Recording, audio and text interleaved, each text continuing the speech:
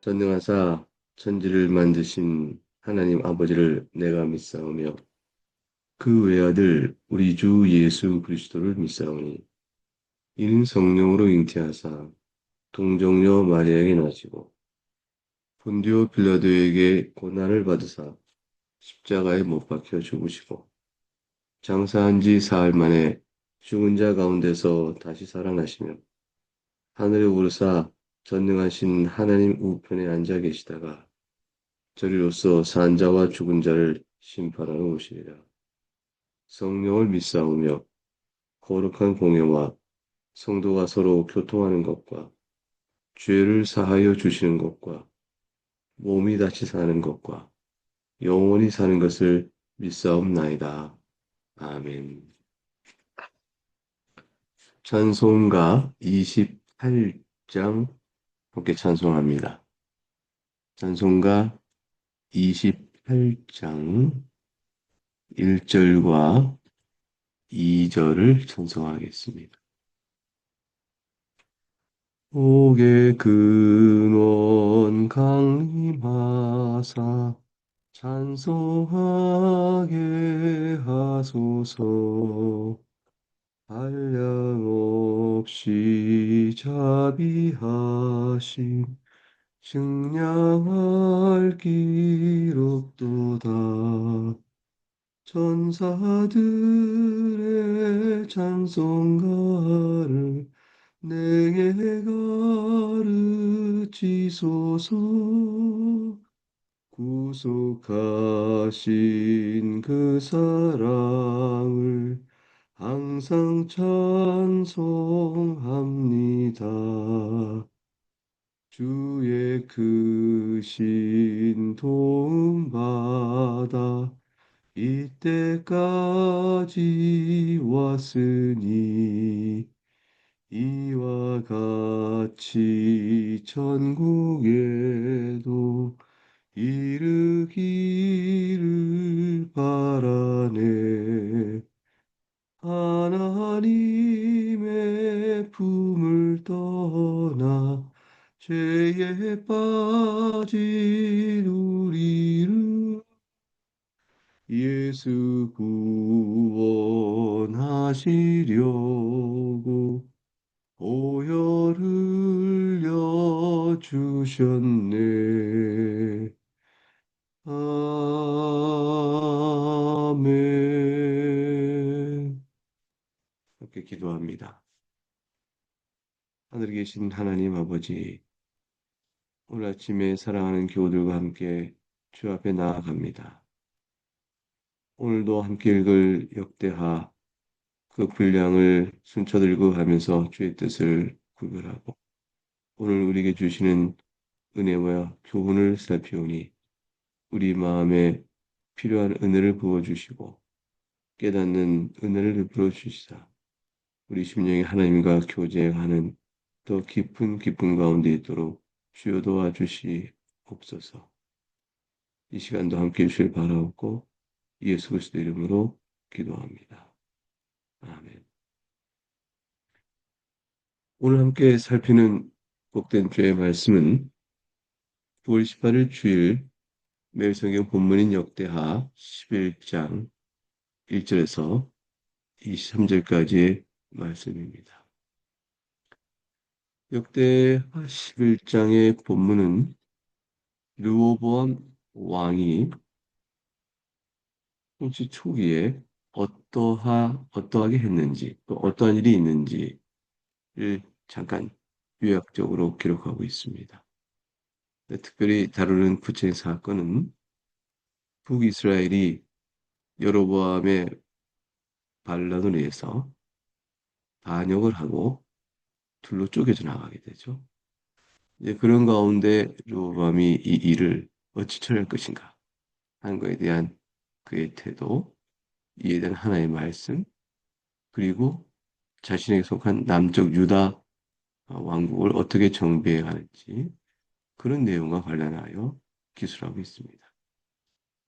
먼저 1절과 4절까지 내용을 읽고 주의 뜻을 살피겠습니다.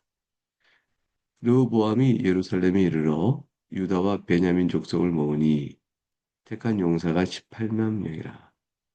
이스라엘과 싸워 나라를 회복하여 르호보암에게 돌리려 하더니 여호와의 말씀이 하나님의 사람 스마에게 임하이르시되 솔로몬의 아들 유다 왕 르호보암과 유다와 베냐민에게 속한 모든 이스라엘 무리에게 말하여 이르기를 여호와께서 이같이 말씀하시기를 너희는 올라가지 말라 너희 형제와 싸우지 말고 각기 집으로 돌아가라 이 일이 내게로 말며 난 것이라 하셨다라 하신지라 그들이 여호와의 말씀을 듣고 돌아가고 여로보암을 치러 가던 길에서 되돌아왔더라 하나님의 말씀입니다. 하나님께 감사합니다. 르호보암의 반응은 우리가 충분히 이해할 만한 것이죠. 여로보암이 열 지파를 끊어가지고 독립된 자신의 나라를 세우겠다고 합니다. 이 일을 어떻게 그냥 볼 수 있겠어요? 군사력을 동원해서 열 지파와 싸움을 하여 여로보암을 치고 다시 나라를 회복한다. 그것은 르호보암의 처지에서는 당연한 결정이고 또 하나님께서 열두 지파를 통하여 하나님의 백성 이스라엘을 세운 일에 비추어 때 마땅히 해야 할 일도 보입니다. 어, 왜냐하면 이제 여로보암은 다만 다윗의 왕조로부터 분리 이것에 그치지 않고 또 영적 분리 현상까지 나타납니다.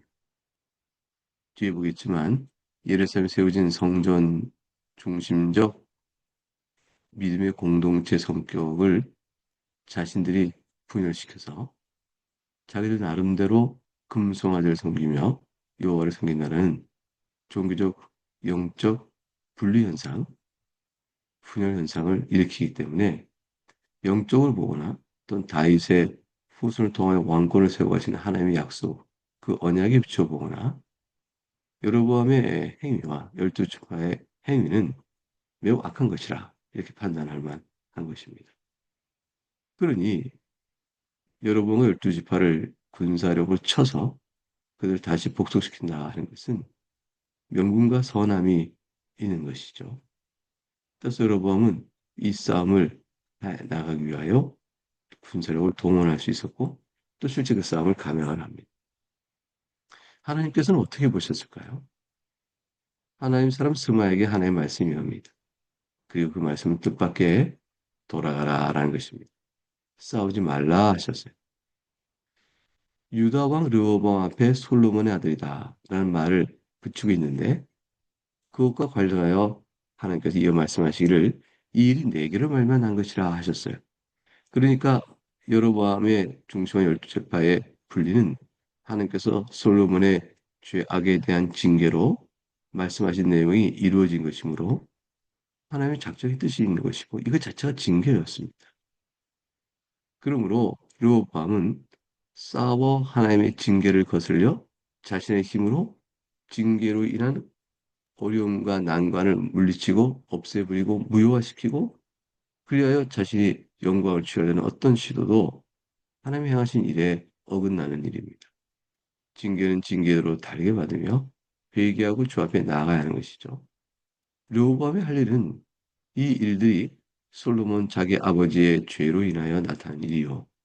따라서 열 지파만 하나님 분리시키시고 유다와 베냐민 지파를 남겨주신 사실로 인해서 도리어 감사하고 회개하며 저기서 아버지의 길을 따라가지 않도록 하나님의 다윗의 언약에 따라 살도록 마음을 단속하고 하나님의 새로운 은혜를 구하는 것이 마땅한 일이었습니다. 그래서 하나님께 말씀하신 것이죠. 너희 형제와 싸우지 말라. 그든 너의 형제다. 라는 측면, 동시에 또 이 일이 내게로 말하는 것이니 이 말은 결국 네가 아비의 죄를 보고 아비에게 미쳐지는 징계의 매를 지금 이스라엘 가운데 내가 내릴 때에 회개에 돌이켜 내 말을 듣고 따라야 하는 대로 나올 것이라. 이런 이제 뜻을 담고 있다 할 것입니다. 이것이 하나님의 뜻이었습니다. 결과적으로 이렇게 되어지니 두 왕국 사이에는 평화가 일단 유지가 되고 있습니다. 내전을 막으신 것이죠. 이러한 평화 시기에 내전이 이루어지지 않고 있는 시기에 르호보암은 5절부터 12절에 전쟁을 대비한 여러 요새들을 건설합니다. 주의 말씀을 읽겠습니다. 르호보암이 예루살렘에 살면서 유다 땅에 방비하는 성읍들을 건축하였으니 곧 베들레헴과 에담과 두고와 벳술과 소고와 아둘람과 가두와 마레사와 십과 아도라임과 라기스와 아세가와 소라와 아얄론과 헤브론이니 다 유다와 베냐민 땅에 있어 견고한 성읍들이라. 르호보암이 그 방비하는 성읍들을 더욱 견고하게 하고 지휘관들을 그 가운데 두고 양식과 기름과 포도주를 저축하고 모든 성읍에 방패와 창을 두어 매우 강하게 하니라. 유다와 베냐민이 르호보암에게 속하였더라. 하나님 말씀입니다. 함께 감사합니다. 르호보암이 요새 성읍을 세웁니다. 그리고 단단하게 대비를 하죠. 여기서는 방비하려 성읍을 건축하였다. 주의 말씀이 되어 있습니다. 그러니까 르호보암은 여로보암에 의한 침공을 도리어 대비하고 있는 방어적 요새를 성읍들을 건축하고 군사적인 도발을 대비해 갑니다. 이것은 하나님의 백성 주신 땅을 방비하고 지켜야 될 왕의 책임을 하는 일에 있어서 지혜로운 일이었다. 이렇게 볼 수가 있습니다. 다만 불필요한 군사적 과시나 낭비적 요소가 많고 백성의 고통들이 이어져 올 때 이 문제를 어떻게 할 것인가. 내지적 측면에서 어려움이 있겠죠. 사실 여로보암이 열지파가 왔을 때에 우리 노예에게서 풀어주셔서 멍에를 벗겨주셔서라고 말할 정도로 저들은 긴 성전과 또 왕궁의 건축들 등등 몇 가지의 국고성을 세우는 일들 등등에서 이미 많이 지쳐 있었습니다. 노역을 남은 가나안 족속들에게 노예로 부여 일을 시켰지만 이스라엘 백성도 고단한 것은 마찬가지였습니다. 근데 왕국이 둘로 분리되고 나니까 르호보암은 유다 땅에서 결국 15개 다른 성읍을 견고하게 새로 증축해야 됐습니다. 이 상황은 지파들, 국민들, 그 백성들 마음에 큰 노역에 계속되는 상황으로 지치고 힘들고 어려운 상황일 것이라고 생각할 수 있습니다. 근데 역대기는 이런 상황 속에서 백성들의 불평과 원망 또 이런 것들은 기록하지 않고 있습니다. 다만 르호보암이 이와 같은 일을 해서 10절에 보니까 다 유다와 베냐민 땅에서 견고한 성읍들이다 라고 말하고 11절 그 성읍들을 더욱 견고하게 하고 지휘관들을 그곳에 두고 양식과 기름과 포도주를 저축하고 모든 성읍에 방패와 창을 두어 매우 강하게 하니라. 이렇게 기록하고 있습니다. 다시 말하면 외적으로 드러나는 어, 국력을 견고하게 하는 또 왕권적 통치, 그것의 안정성, 그것을 더 돋보이게 하고 있습니다. 비결과 남유다는 하나의 독립된 북왕국과 분리된 상태로서 왕국으로서의 견고한 외적인 모습을 갖추게 되어지고 또 다윗 왕조를 이어받는 하나님의 말씀을 따르는 왕국으로서의 정통성을 확고히 하는 그런 모양과 위용을 갖추게 되어집니다. 역대기는 사실 그 부분을 강조하고 있는 것이죠. 르호보암에 의한 유다, 남쪽 유다는 이와 같이 하여 하나님께 약속하신 다윗 왕권을 이어받는 나라로서 정통성을 갖고 오히려 이런 상황 속에서 견고한 왕권적 기반을 구축했다라는 사실을 보여주는 내용이라 할 것입니다. 이것은 비단 정치적이고 군사적 측면에서의 견고함만 아니고 남쪽 유다에 정통성이 있다라는 것을 보여주는 또 중요한 사건이 13절에서 17절까지 이어집니다. 주의 말씀입니다. 온 이스라엘의 제사장들과 레위 사람들이 그들의 모든 지방에서부터 르호보암에게 돌아오되 레위 사람들이 자기들의 마을들과 산업을 떠나 유다와 예루살렘에 이르렀으니 이는 여로보암과 그의 아들들이 그들을 해임하여 여호와께 제사장의 직분을 행하지 못하게 하고 여로보암이 여러 산당과 순념소 우상과 자기가 만든 송아지 우상을 위하여 친히 제사장들을 세움이라. 이스라엘 모든 지파 중에 마음을 굳게 하여 이스라엘 하나님 여호와를 찾는 자들이 레위 사람을 따라 예루살렘에 이르러 그들의 조상들의 하나님 여호와께 제사하고자 한지라. 그러므로 3년 동안 유다 나라를 도와 솔로몬의 아들 르호보암을 강성하게 하였으니 이는 무리가 3년 동안을 다윗과 솔로몬의 길로 행하였음이더라. 하나님의 말씀입니다. 하나님께 감사합니다. 여러분은 오늘 13절, 17절을 읽으면서 무엇을 보시나요? 그것은 남쪽 유다 르호보암의 통치하에서 하나님께 하는 신앙과 예배가 순수했구나. 정통성을 보게 되어집니다. 그 북쪽 왕국 여로보암의 한 행위와 완전히 구별이 되어지는 것이죠. 그래서 실제로 왕국 여로보암이 금송아지 세워 이것을 섬기라 라고 15절에 여러 산당과 순념소 우상과 자기가 만든 송아지 우상을 위하여 이것들을 섬길 제사장들도 친히 세웠어요. 그러니까 하나님께서 모세를 통해 주신 바 된 율례대로 제사장이 레위지파에서 나와야 되는 것이요. 또 제사장은 레위지파 가운데서 아론의 반차를 따라 나와야 하는 것인데 이 모든 규례를 완전히 무너뜨리고 임의로 자기 종교 체계를 세우게 된 것이죠. 이것은 정치적 이데 권력에 따른 종교지 하나님의 뜻에 따른 참된 영적 종교요 진리의 종교를 할 수가 없는 겁니다.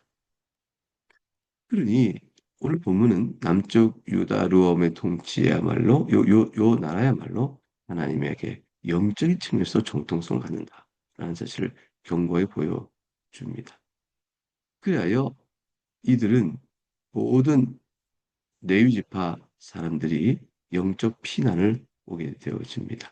16절에 보니까 마음을 굳게 하고 이스라엘 하나님 여호와를 굳게 찾는 사람들 그 사람들이 레위 사람을 따라서 예루살렘에 이르렀다 했으니 이것은 레위 지파들뿐만 아니라 참으로 하나님을 찾는 자들은 같이 더불어 예루살렘으로 일상으로 탈출해 오게 되는 것입니다.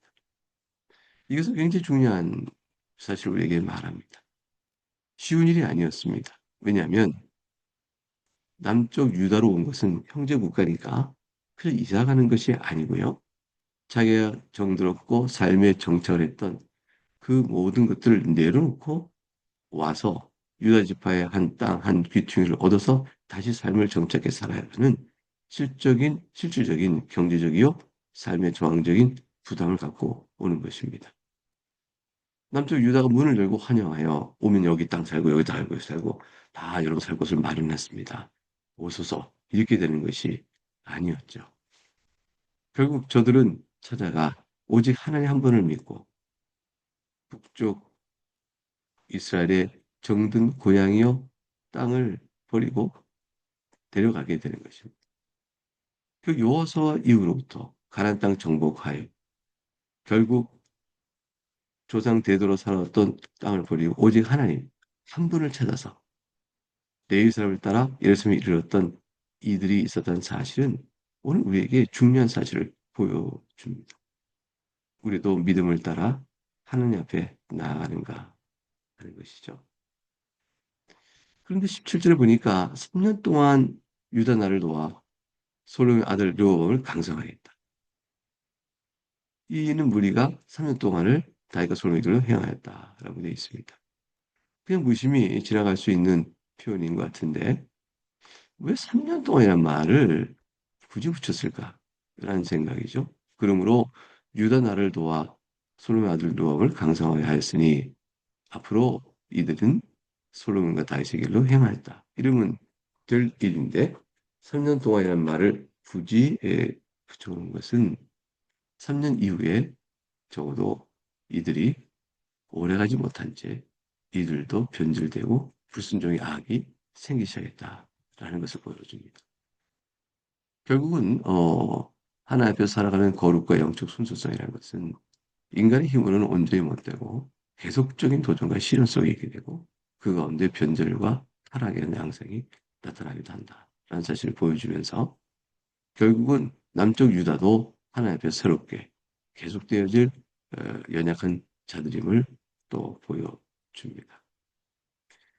그런 맥락의 흔적을 깔아놓고 있으면서도 전체적으로 남쪽 유다 르호보암의 통치가 경고게 되는 사실들은 여러 측면에서 계속 나타나는데 18절부터 23절에 보게 되면 르호보암의 혼인과 맞물린 그들의 가문의 번성이 설명되어 나오고 있습니다. 주의 말씀을 읽겠습니다. 르호암이 다윗의 아들 여리못의 딸 마할랏을 아내로 삼았으니 마할랏은 이세의 아들 엘리압의 딸 아비아일의 소생이라. 그 아들들 곧 여호수아 스마리아와 사함을 낳았으며 그 후에 압살롬의 딸 마아가에게 장가들더니 그 아비야와 앗대와 시사와 슬로밋을 낳았더라.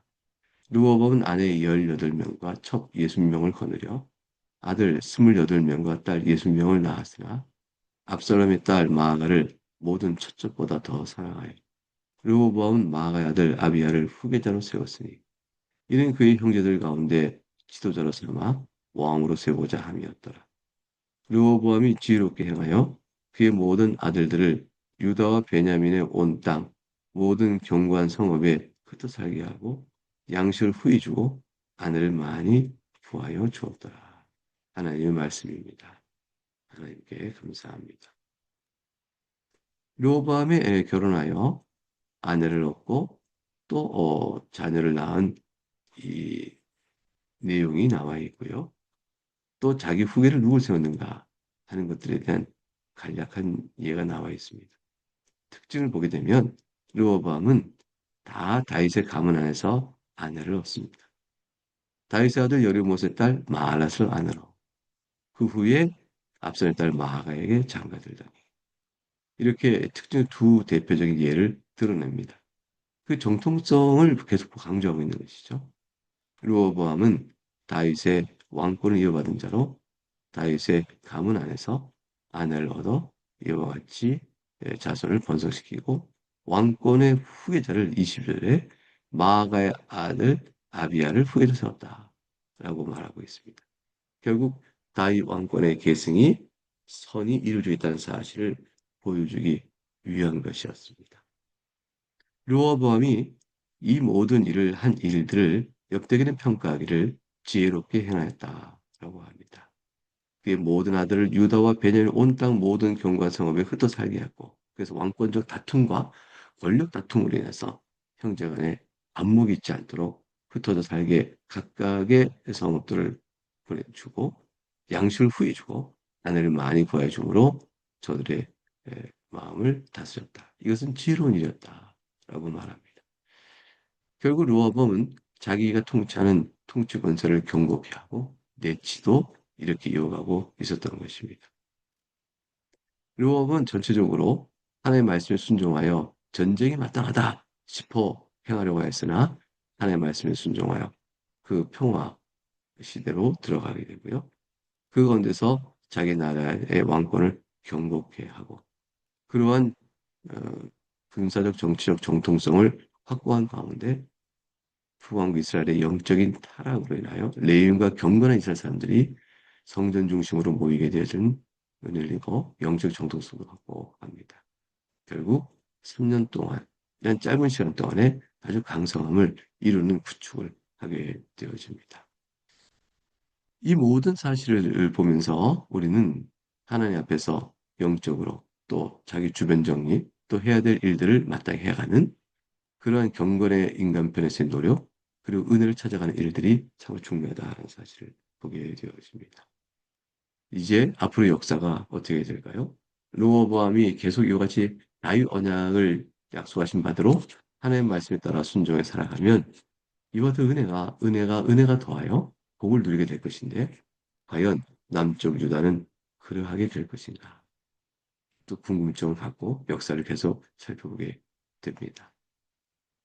눈앞의 안정과 유익을 위해서 하는 뜻을 버리는 그런 여로보암의 모습과는 대조가 되고 있는 귀한 모습을 보게 되어집니다. 주의 은혜를 생각해 보면서 오늘 우리의 삶도 돌아보고 하나님 은혜를 구하고 도움을 구하는 우리가 되어야 할 것입니다. 내일 복된 주일 위해서 기도해 주시기 바라겠습니다. 기도하기 주님 가르친 기도로 전체 순서를 마치겠습니다. 하늘에 계신 우리 아버지여 이름이 거룩히 여김을 받으시오며 나라가 임하시오며 뜻이 하늘에서 이루어진 것 같이 땅에서도 이루어지이다. 오늘 우리에게 일용할 양식을 주시옵고 우리가 우리에게 죄 지은 자를 사하여 준 것 같이 우리 죄를 사하여 주시옵고 우리를 시험에 들게 하지 마시옵고 다만 악에서 구하시옵소서. 나라와 권세와 영광이 아버지께 영원히 있사옵나이다.